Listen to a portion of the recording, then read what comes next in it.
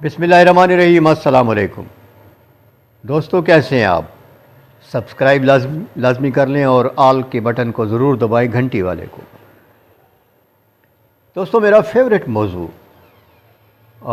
फ़िल्मी दुनिया है, क्योंकि मेरा थोड़ा बहुत ताल्लुक़ रहा है, ज़्यादा नहीं रहा, और इसलिए मैं इसी दुनिया को खंगालता हूँ, इसी से वाक़यात निकाल कर लाता हूँ, आपके गोश गुजार करता हूँ।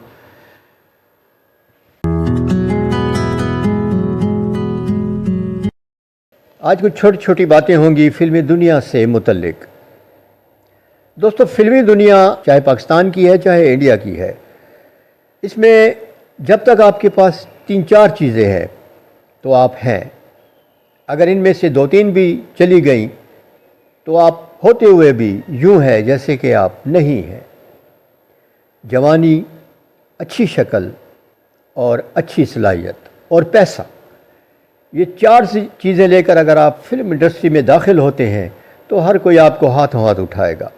खूबसूरती, पैसा, सलाहियत और जवानी, जब तक आप उरूज पे रहते हैं सारे लोग आपको अपने सर पर बिठाए रखते हैं, लेकिन जब आप गिरते हैं उरूज से तो कोई आपको जनाजे की तरह आपको कंधा भी नहीं देता, भुला देते हैं, बल्कि फेंक देते हैं।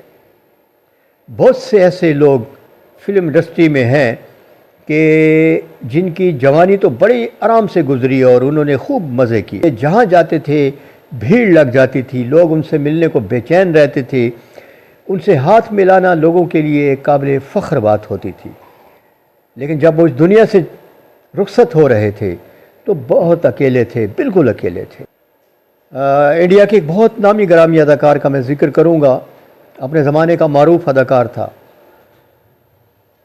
तो जब वो वफ़ात पा गया तो उसकी आखिरी रसूमात में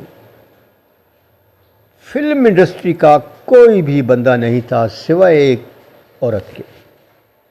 उसके बहुत से चाहने वाले और ऐसे लोग जिनको वो ख़ुद लेकर आया था, जिनका वो मोहसिन था, वो भी उसकी आखिरी रस्म में मौजूद नहीं थे।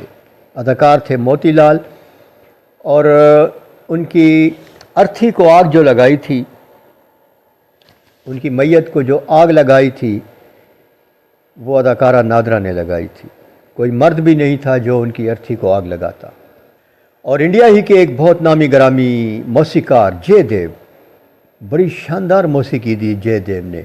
जयदेव की बदकिस्मती का आलम यह था कि इनको 4-5 लोग हस्पताल में फेंक कर गायब हो गए थे। इन पर दमे का दौरा पड़ा था, और जहाँ ये रहते थे किराए के घर में, उन लोगों ने हॉस्पिटल में इनको रखा और डॉक्टरों को भी चेकअप करने का, डॉक्टर ख़ुद उसकी तरफ मुतवज्जो हुए। जब वो फोत हुआ, जब वो दुनिया से गया, तो उसकी आखिरी रसूमात के लिए फ़िल्म इंडस्ट्री का कोई भी बंदा वहाँ नहीं था, क्योंकि उनको मालूम ही नहीं था कि जयदेव गुज़र गया है। हॉस्पिटल के लोगों ने, वहाँ काम करने वाले लोगों ने उनकी आखिरी रसूमात अदा की। हमारे पाकिस्तान का ज़िक्र करते हैं, अदाकार रंगीला 3 शादियाँ की, 3 शानदार बंगले बनाकर उनके नाम किए, और जब वो दुनिया से जा रहे थे तो उनके पास कोई बीवी नहीं थी, उनके सराहने कोई बीवी नहीं थी, और बिल्कुल बेदस्तोपा वो इस दुनिया से गए। और अपने घर में भी, तीनों घरों में से किसी घर में भी उनको ये नसीब ना हुआ कि उनका जनाजा वहाँ से निकलता। टेलीविज़न की एक अदाकारा थी रूही बानो,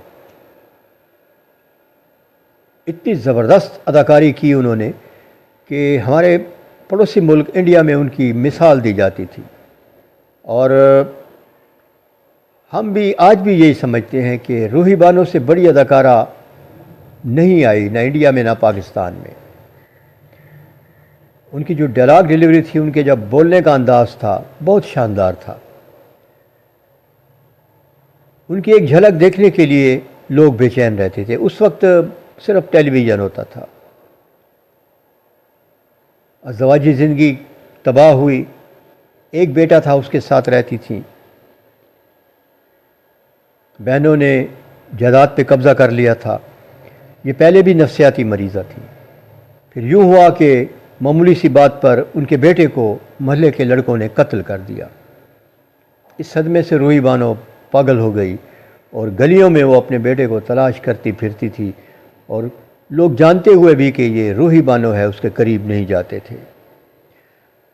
اللہ تعالیٰ جب پھینکتا ہے تو اس طرح پھینکتا ہے کہ کوئی اٹھا نہیں سکتا۔ اس لیے عروج کے زمانے میں عروج پانے والوں کو چاہیے کہ نظریں بھی نیچی رکھیں اور اپنے خیالات بھی نیچے رکھیں، کیونکہ وہ تکبر کرنے والوں کو پسند نہیں کرتا۔ اس میں نہ مسلمان کو دیکھتا ہے، نہ ہندو کو، نہ انگریز کو، نہ عیسائی کو، نہ یہودی کو۔ غرور پسند نہیں ہے اللہ تعالیٰ کو، اور ہونا بھی نہیں چاہیے، کیونکہ یہ وصف، یہ تکبر، یہ غرور صرف میرے پروردگار کے لیے ہے اور کسی کے لیے نہیں۔ اپنے آس پاس کے لوگوں کا لازمی خیال رکھیے۔ اللہ تعالیٰ آپ کا خیال رکھے گا۔ ویڈیو دیکھنے کا شکریہ۔